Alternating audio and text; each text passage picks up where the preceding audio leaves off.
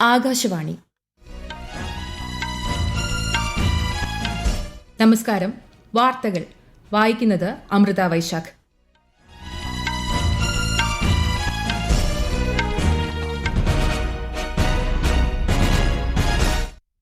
പ്രധാന വാർത്തകൾ. വനിതാ സംവരണ ഭേദഗതി ബില്ലിന്മേലുള്ള ചർച്ച ലോക്സഭയിൽ പുരോഗമിക്കുന്നു. ബില്ലിന്മേലുള്ള ചർച്ചയ്ക്ക് കേന്ദ്ര ആഭ്യന്തരമന്ത്രി അമിത്ഷാ ഇന്ന് മറുപടി നൽകും. രാജ്യസഭാ ഉപാധ്യക്ഷനായി നോമിനേറ്റഡ് അംഗം ഹരിവംശിനെ വീണ്ടും തെരഞ്ഞെടുത്തു. അഭിനന്ദിച്ച് പ്രധാനമന്ത്രി നരേന്ദ്രമോദി. നിയമസഭാ തെരഞ്ഞെടുപ്പ് നടക്കുന്ന തമിഴ്നാട്ടിലും പശ്ചിമബംഗാളിലും പ്രചാരണം ഊർജിതം. സമ്പുഷ്ടീകരിച്ച യുറേനിയം ശേഖരം കൈമാറാൻ ഇറാൻ സമ്മതിച്ചതായി American president Donald Trump. Israel Lebanon വെടിനിർത്തൽ പ്രഖ്യാപനത്തെ സ്വാഗതം ചെയ്ത് ഐക്യരാഷ്ട്രസഭ സെക്രട്ടറി ജനറൽ. കേരളത്തിൽ കനത്ത ചൂട് തുടരുന്നു. ഞായറാഴ്ച വരെ 12 ജില്ലകളിൽ ഉയർന്ന താപനില മുന്നറിയിപ്പ്. IPL ക്രിക്കറ്റിൽ ഇന്ന് ഗുജറാത്ത് ടൈറ്റൻസ് കൊൽക്കത്ത നൈറ്റ് റൈഡേഴ്സിനെ നേരിടും. വാർത്തകൾ വിശദമായി. വനിതാ സംവരണ ഭേദഗതി ബില്ലിന്മേലുള്ള ചർച്ച ലോക്സഭയിൽ പുരോഗമിക്കുന്നു. ബില്ല് പാസാക്കുന്നതിനായി പാർലമെന്റിന്റെ 3 ദിവസത്തെ പ്രത്യേക സമ്മേളനമാണ് ചേരുന്നത്. ലോക്സഭയിലും സംസ്ഥാന നിയമസഭകളിലും സ്ത്രീകൾക്ക് 33% സംവരണം കൊണ്ടുവരുന്നതുമായി ബന്ധപ്പെട്ട് 3 ബില്ലുകളാണ് ലോക്സഭയിൽ അവതരിപ്പിച്ചത്. ബില്ലിന്മേലുള്ള ചർച്ചയ്ക്ക് കേന്ദ്ര ആഭ്യന്തരമന്ത്രി അമിത്ഷാ ഇന്ന് മറുപടി നൽകും. സംവരണവുമായി ബന്ധപ്പെട്ട 3 ബില്ലുകളിൽ മേൽ ഇന്ന് ഉച്ചയ്ക്ക് ശേഷം വോട്ടെടുപ്പ് നടക്കും. ലോക്സഭാ സീറ്റുകളുടെ എണ്ണം 850 ഉയർത്താനാണ് ബില്ലിലെ പ്രധാന നിർദ്ദേശം. ലോക്സഭയിൽ ബിൽ പാസ്സായാൽ നാളെ രാജ്യസഭയിൽ ചർച്ച ചെയ്യും. അതേസമയം വനിതാ സംവരണത്തെ മണ്ഡല പുനർനിർണയവുമായി ബന്ധപ്പെടുത്തരുതെന്ന് പ്രതിപക്ഷം ആവശ്യപ്പെട്ടു. സംവരണം ഉടൻ നടപ്പാക്കുന്നതിന് പകരം സീറ്റുകളുടെ എണ്ണം വർദ്ധിപ്പിക്കുന്നതിലേക്ക് ഇതിനെ വലിച്ചിഴയ്ക്കുന്നത് രാഷ്ട്രീയ ലക്ഷ്യങ്ങൾ മുൻനിർത്തിയാണെന്ന് കോൺഗ്രസ് MP ശശി തരൂർ ആരോപിച്ചു. 2023 106 ഭരണഘടനാ ഭേദഗതി നിയമം നാരി ശക്തി വന്ദൻ അധിനിയം ഇന്നലെ മുതൽ പ്രാബല്യത്തിൽ വന്നു. വനിതാ സംവരണ നിയമം 2023 ബന്ധപ്പെട്ട് നടപ്പിലാക്കാൻ സാധിക്കാതെ പോയവ പ്രായോഗിക തലത്തിൽ കൊണ്ടുവരുന്നതിനാണ് നാരി ശക്തി വന്ദൻ അധിനിയം വിജ്ഞാപനം പുറപ്പെടുവിച്ചതെന്ന് കേന്ദ്രമന്ത്രി കിരൺ റിജിജു പറഞ്ഞു. പാർലമെന്റിന് പുറത്ത് മാധ്യമങ്ങളോട് സംസാരിക്കുകയായിരുന്നു അദ്ദേഹം. ഇതൊരു സ്വാഭാവിക നടപടിക്രമം മാത്രമാണെന്നും ഇതിനെ രാഷ്ട്രീയ വിഷയമാക്കി മാറ്റരുതെന്നും അദ്ദേഹം പറഞ്ഞു. രാജ്യസഭാ ഉപാധ്യക്ഷനായി നോമിനേറ്റഡ് അംഗം ഹരിവംശിനെ വീണ്ടും തിരഞ്ഞെടുത്തു. ഇത് 3ാം തവണയാണ് അദ്ദേഹം ഉപാധ്യക്ഷ പദവിയിൽ എത്തുന്നത്. ഇത് സംബന്ധിച്ച പ്രമേയം കേന്ദ്രമന്ത്രി JP നദ്ദയാണ് അവതരിപ്പിച്ചത്. BJP MP S. ഫാഗ്നോൺ കൊന്യാക് പ്രമേയത്തെ പിന്തുണച്ചു. ശ്രീ ഹരിവംശിനെ അഭിനന്ദിച്ച് പ്രധാനമന്ത്രി നരേന്ദ്രമോദി രാജ്യസഭയിൽ പ്രസ്താവന നടത്തി. പക്വതയോടെ സഭാ നടപടികൾ നിയന്ത്രിക്കുന്ന വ്യക്തിയാണ് ഹരിവംശെന്ന് പ്രധാനമന്ത്രി അഭിപ്രായപ്പെട്ടു.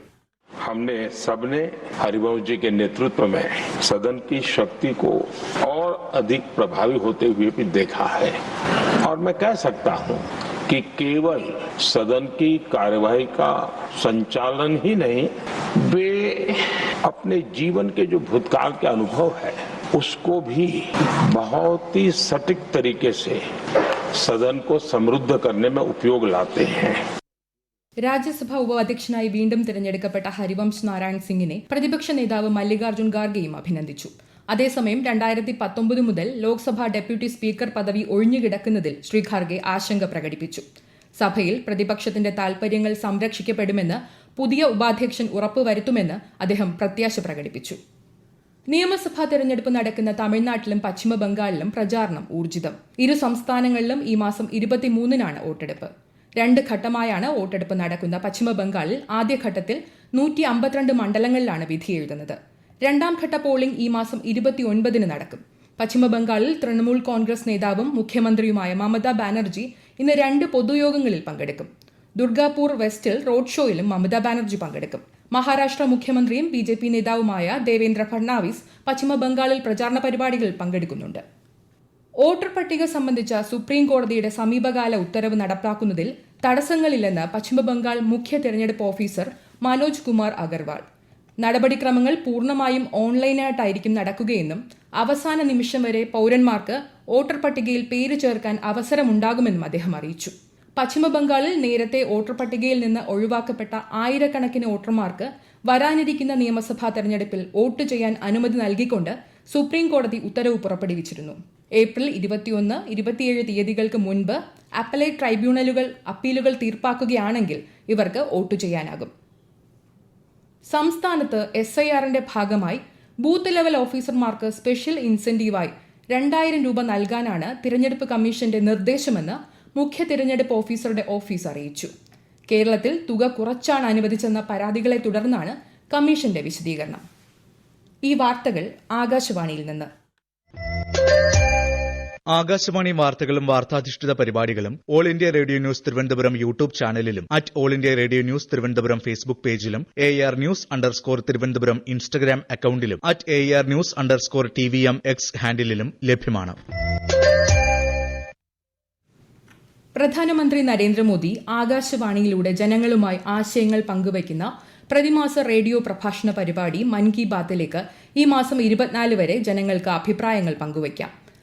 1800117800 എന്ന ടോൾ ഫ്രീ നമ്പറിലൂടെയോ നരേന്ദ്രമോദി ആപ്പിലൂടെയോ MyGov ഓപ്പൺ ഫോറം വഴിയോ ആണ് നിർദ്ദേശങ്ങൾ പങ്കുവയ്ക്കേണ്ടത്. മൻ കി ബാത്തിന്റെ 133 പതിപ്പ് ഈ മാസം 26 ദൂരദർശനിലും ആകാശവാണിയിലും ലഭ്യമാകും. ലബനനിൽ ഇസ്രായേൽ 10 ദിവസത്തെ വെടിനിർത്തൽ പ്രഖ്യാപിച്ചു. ഇസ്രായേൽ ലബനൻ വെടിനിർത്തൽ പ്രഖ്യാപനത്തെ ഐക്യരാഷ്ട്രസഭ സെക്രട്ടറി ജനറൽ അന്റോണിയോ ഗുട്ടറസ് സ്വാഗതം ചെയ്തു. കരാർ സാധ്യമാക്കുന്നതിൽ അമേരിക്ക വഹിച്ച പങ്കിനെ അദ്ദേഹം പ്രശംസിച്ചു. വിശദാംശങ്ങളിലേക്ക്. എല്ലാ രാജ്യങ്ങളും അന്താരാഷ്ട്ര നിയമങ്ങൾ പാലിച്ച് സമാധാനത്തിനായി സഹകരിക്കണമെന്ന് UN secretary general Antonio Guterres പറഞ്ഞു. മേഖലയിൽ ശാശ്വതവും സമഗ്രവുമായ സമാധാനത്തിന് വെടിനിർത്തൽ വഴി തുറക്കുമെന്ന് അദ്ദേഹം പ്രത്യാശ പ്രകടിപ്പിച്ചു. വാഷിംഗ്ടണിൽ ഇരു രാജ്യങ്ങളിലെയും നയതന്ത്ര പ്രതിനിധികൾ തമ്മിൽ നടത്തിയ നേരിട്ടുള്ള ചർച്ചകളാണ് വെടിനിർത്തലിലേക്ക് വഴി തുറന്നത്. 1983 ശേഷം ഇരു രാജ്യങ്ങളും തമ്മിൽ നടന്ന ഏറ്റവും നിർണായകമായ ചർച്ചയാണിത്. ഇസ്രായേൽ പ്രധാനമന്ത്രി ബെന്യാമിൻ നെതന്യാഹുവുമായും ലബനൻ പ്രസിഡന്റ് ജോസഫ് ഔണുമായും ട്രംപ് സംസാരിച്ചു. വെടിനിർത്തൽ അംഗീകരിച്ചെങ്കിലും തെക്കൻ ലബനനിൽ ഇസ്രായേൽ സൈന്യം തുടരുമെന്ന് ബെന്യാമിൻ നെതന്യാഹു വ്യക്തമാക്കി.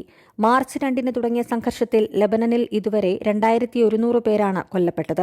10 ലക്ഷത്തോളം പേർ പലായനം ചെയ്തതായാണ് റിപ്പോർട്ട്. News desk, Akashvani. ഇറാനുമായുള്ള സമാധാന കരാറിനുള്ള നീക്കം അന്തിമഘട്ടത്തിലെന്ന് അമേരിക്കൻ പ്രസിഡന്റ് ഡൊണാൾഡ് ട്രംപ്. സമ്പുഷ്ടീകരിച്ച യുറേനിയം ശേഖരം കൈമാറാൻ ഇറാൻ സമ്മതിച്ചതായി വൈറ്റ് ഹൌസിൽ മാധ്യമപ്രവർത്തകരോട് സംസാരിക്കവേ അദ്ദേഹം അവകാശപ്പെട്ടു. കരാർ ഒപ്പിടുന്നതിലൂടെ ഹോർമൂസ് കടലിടുക്ക് തുറന്നു നൽകാനും സ്വതന്ത്രമായ എണ്ണ വ്യാപാരം പുനഃസ്ഥാപിക്കാനും സാധിക്കുമെന്ന് ട്രംപ് പറഞ്ഞു. ഇറാന്റെ ആണവ പദ്ധതികൾക്ക് 20 വർഷത്തെ നിയന്ത്രണം ഏർപ്പെടുത്തണമെന്നാണ് അമേരിക്കയുടെ ആവശ്യം. എന്നാൽ 5 വർഷത്തെ നിയന്ത്രണത്തിന് ഇറാൻ സമ്മതിച്ചതായാണ് റിപ്പോർട്ട്. IPL ക്രിക്കറ്റിൽ ഇന്ന് ഗുജറാത്ത് ടൈറ്റൻസ് കൊൽക്കത്ത നൈറ്റ് റൈഡേഴ്സിനെ നേരിടും. രാത്രി 7:30 അഹമ്മദാബാദിലെ നരേന്ദ്രമോദി സ്റ്റേഡിയത്തിലാണ് മത്സരം. ഇന്നലെ നടന്ന മത്സരത്തിൽ മുംബൈ ഇന്ത്യൻസിനെതിരെ പഞ്ചാബ് കിങ്സ് 7 വിക്കറ്റിന് വിജയിച്ചു. കേരളത്തിൽ കനത്ത ചൂട് തുടരുന്നു. ഞായറാഴ്ച വരെ 12 ജില്ലകളിൽ കേന്ദ്ര കാലാവസ്ഥാ വകുപ്പ് ഉയർന്ന താപനില മുന്നറിയിപ്പ് നൽകിയിട്ടുണ്ട്. ചിലയിടങ്ങളിൽ ഉഷ്ണതരംഗത്തിന് സമാനമായ സാഹചര്യമാണ് നിലനിൽക്കുന്നത്. ഇടുക്കി, വയനാട് ഒഴികെയുള്ള ജില്ലകളിൽ മഞ്ഞ ജാഗ്രത പ്രഖ്യാപിച്ചു. ഈ ജില്ലകളിൽ താപനില 2 മുതൽ 4 ഡിഗ്രി സെൽഷ്യസ് വരെ ഉയരാൻ സാധ്യതയുണ്ട്. പാലക്കാട് ജില്ലയിലാണ് ഏറ്റവും കൂടുതൽ ചൂട് രേഖപ്പെടുത്തിയത്. മുൻ രാഷ്ട്രപതി ഡോക്ടർ സർവേപ്പള്ളി രാധാകൃഷ്ണന്റെ ചരമവാർഷിക ദിനത്തിൽ ഉപരാഷ്ട്രപതി CP രാധാകൃഷ്ണൻ ശ്രദ്ധാഞ്ജലി അർപ്പിച്ചു. പഠനത്തിന്റെയും വിനയത്തിന്റെയും രാഷ്ട്ര സേവനത്തിന്റെയും ശക്തിയുടെ തെളിവാണ് ഡോക്ടർ S. രാധാകൃഷ്ണന്റെ ജീവിതമെന്ന് ഉപരാഷ്ട്രപതി സമൂഹമാധ്യമത്തിൽ കുറിച്ചു. ജീവിതത്തിൽ ജ്ഞാനം, സമഗ്രത, കാരുണ്യം എന്നിവയുടെ മൂല്യങ്ങൾ ഉയർത്തിപ്പിടിക്കാൻ ഡോക്ടർ രാധാകൃഷ്ണന്റെ ജീവിതം എല്ലാം പ്രചോദിപ്പിക്കട്ടെ എന്ന് അദ്ദേഹം ആശംസിച്ചു. മുൻ പ്രധാനമന്ത്രി ചന്ദ്രശേഖറിന്റെ ജന്മവാർഷിക ദിനമായ ഇന്ന് പ്രധാനമന്ത്രി നരേന്ദ്രമോദി അദ്ദേഹത്തിന് ആദരാഞ്ജലി അർപ്പിച്ചു. ഈ വർഷം അദ്ദേഹത്തിന്റെ 100ാം ജന്മവാർഷികത്തിന്റെ തുടക്കമാണെന്നും പ്രധാനമന്ത്രി പറഞ്ഞു. പ്രധാന വാർത്തകൾ വീണ്ടും. വനിതാ സംവരണ ഭേദഗതി ബില്ലിന്മേലുള്ള ചർച്ച ലോക്സഭയിൽ പുരോഗമിക്കുന്നു. ബില്ലിന്മേലുള്ള ചർച്ചയ്ക്ക് കേന്ദ്ര ആഭ്യന്തരമന്ത്രി അമിത്ഷാ ഇന്ന് മറുപടി നൽകും. രാജ്യസഭാ ഉപാധ്യക്ഷനായി നോമിനേറ്റഡ് അംഗം ഹരിവംശിനെ വീണ്ടും തിരഞ്ഞെടുത്തു. അഭിനന്ദിച്ച് പ്രധാനമന്ത്രി നരേന്ദ്രമോദി. നിയമസഭാ തെരഞ്ഞെടുപ്പ് നടക്കുന്ന തമിഴ്നാട്ടിലും പശ്ചിമ ബംഗാളിലും പ്രചാരണം ഊർജിതം. സമ്പുഷ്ടീകരിച്ച യുറേനിയം ശേഖരം കൈമാറാൻ ഇറാൻ സമ്മതിച്ചതായി American president Donald Trump. Israel Lebanon വെടിനിർത്തൽ പ്രഖ്യാപനത്തെ സ്വാഗതം ചെയ്ത് ഐക്യരാഷ്ട്രസഭ സെക്രട്ടറി ജനറൽ. കേരളത്തിൽ കനത്ത ചൂട് തുടരുന്നു. ഞായറാഴ്ച വരെ 12 ജില്ലകളിൽ ഉയർന്ന താപനില മുന്നറിയിപ്പ്. IPL ക്രിക്കറ്റിൽ ഇന്ന് ഗുജറാത്ത് ടൈറ്റൻസ് കൊൽക്കത്ത നൈറ്റ് റൈഡേഴ്സിനെ നേരിടും. വാർത്തകൾ കഴിഞ്ഞു. അടുത്ത വാർത്താ പ്രക്ഷേപണം വൈകിട്ട് 3 മണിക്ക്.